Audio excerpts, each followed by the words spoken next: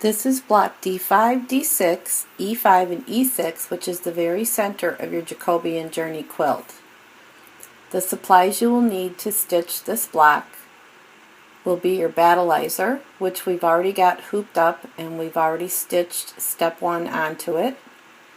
You will need a square of fabric 2, a strip of fabric 3, a strip of fabric 4, a square of fabric 4. You will also need a square for your backing, which I don't have shown here.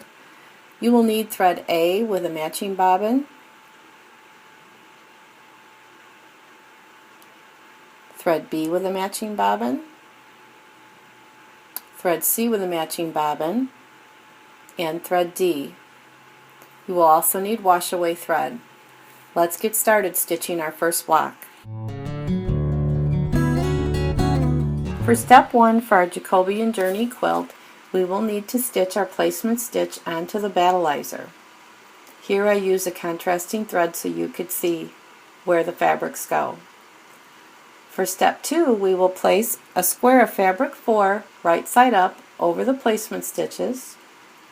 We'll get it centered and we'll change our needle thread only to wash-away thread and stitch down our fabric 4.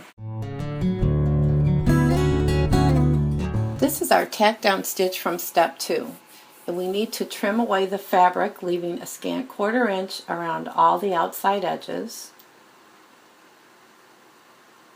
We will leave the fabric in these 2 areas. So we're finishing up our trimming from step number 2, so you can see where the fabric is left. For step number 3, we'll place our fabric 2 right side up over the placement stitches, centering it. We'll leave wash-away thread in the needle and the machine will stitch a tack down. This is our tack down from step number 3. We're now ready to trim it. In your instructions it'll say trim very close as if for applique. So what we mean is you're going to trim extremely close to this particular stitch line, because the machine will come back later and do a satin stitch or an applique over the raw edges. So we'll trim it very close in this area. We'll come back in a little bit. I'll continue to trim around. I'll leave the outside edge because there's about a 1/2 inch, and that's about what we need. So let's get this trimmed up. So we're finishing up our trimming from step number 3. And you can see how close the trimming is. This will be covered later with a satin stitch. Our next step for step number 4, we will place a small scrap of fabric 4 right side up in this location, and the machine will stitch a tack down stitch.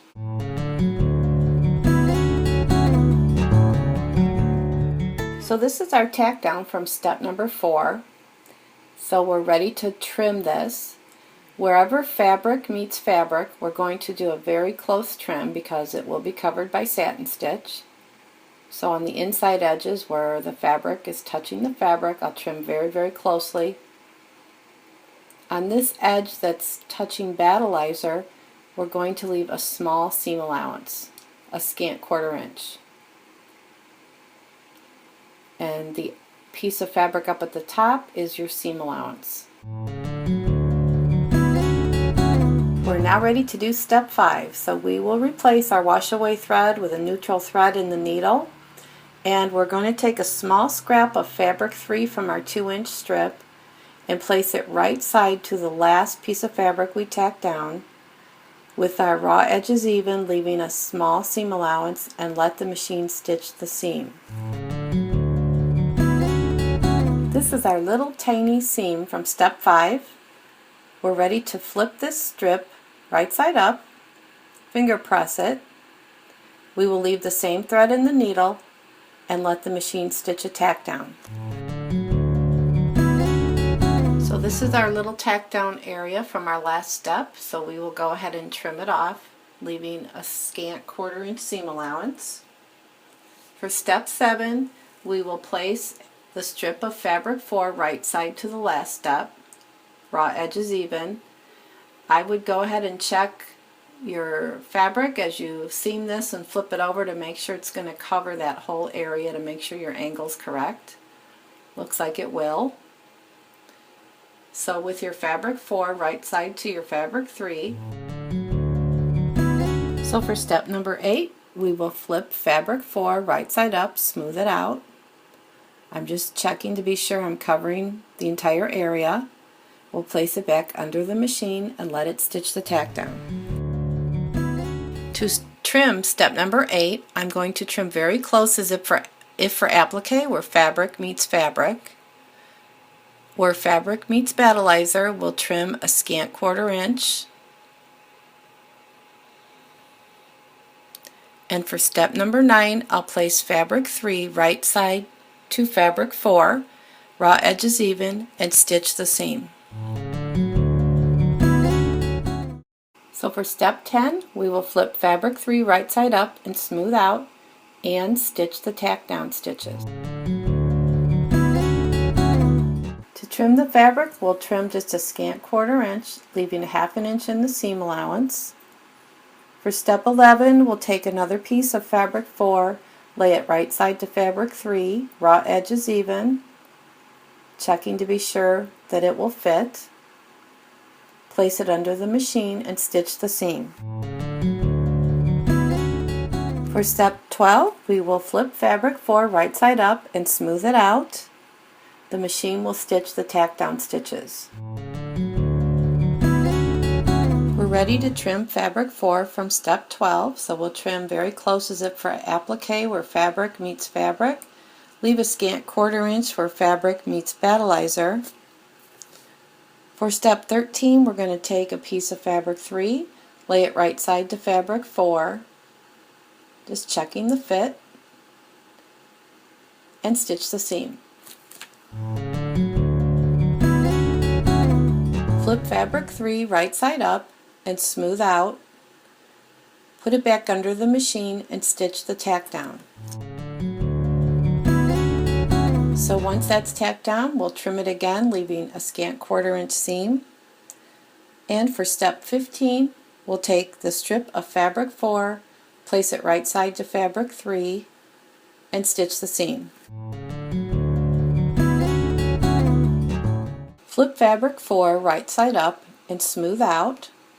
Put it back under the machine and let the machine stitch the tack down stitches. So we'll trim again where fabric meets fabric, very close as if for applique.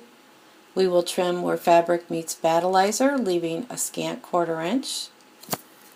And for step 17, we'll place fabric 3 right side to fabric 4 and stitch the seam. Flip fabric 3 right side up, smooth it out, place it back under the machine and stitch the tack down. So again, we'll trim, leaving a scant 1/4 inch seam allowance. For step 19, we'll take our strip of fabric 4, place it right side to fabric 3, and stitch a seam. So we'll flip fabric 4 right side up and smooth it out, put it back under the machine and let it stitch the tack down. So we will trim fabric 4 where fabric meets fabric very close. Where it meets battleizer, leave a scant 1/4 inch. And for step 21, we'll take another piece of fabric 3, a small piece, place it right sides to fabric 4 and stitch the seam. Flip fabric 3 right side up and smooth out, and the machine will stitch a tack down. Go ahead and trim fabric 3, leaving a scant 1/4 inch. For step 23, take a small piece of fabric 4, place it right sides to fabric 3 and stitch the seam. Flip fabric 4 right side up and smooth out, place it back under the machine and stitch the tack down.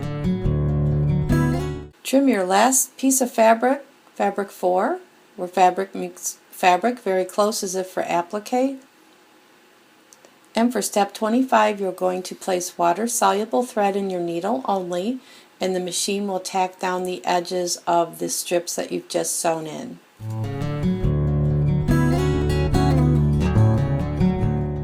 So we just finished step 25 with our tack down stitches. For step 26, we will put thread D in the needle only, and it will do all the satin stitches to cover up all the raw edges on the front of our block, plus some decorative stitches in the leaf areas. We just finished step 26 with all the decorative satin stitching.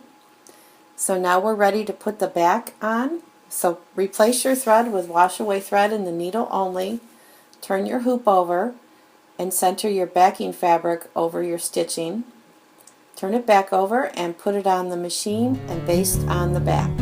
For step 28, we will put thread A in the needle and the bobbin and stitch the decorative stitches. For step 29, we will place thread B in the needle and the bobbin, and we'll stitch the gorgeous quilting designed and digitized by Master Quilter Sharon Chamber. Our last step, step number 30, place thread C in the needle and the bobbin and continue with Sharon's gorgeous quilting.